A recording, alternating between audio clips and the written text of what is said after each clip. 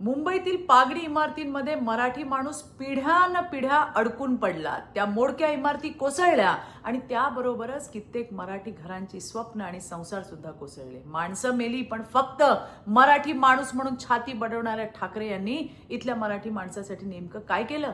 13,000 इमारती जीवघेण्या झाल्या, 28,000 खटले वर्षानुवर्ष लटकले, 25 वर्ष सत्ता हातात होती, पण यांना मराठी माणसाच्या घरासाठी एकही ठोस निर्णय घेता आला नाही।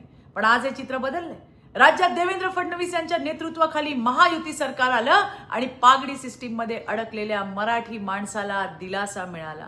ज्या जागेत तो राहत होता त्याच जागेचा मोफत पुनर्बांधणीचं मालकी हक्काचं घर त्याला मिळतंय। घर मालकांना FSI TDR मिळतोय। अडकलेले खटले फास्ट ट्रॅकवर आले। हाच खरा फरक आहे वाचाळ वीर आणि विकास पुरुष यांच्यामधला। धन्यवाद। जय हिंद, जय महाराष्ट्र।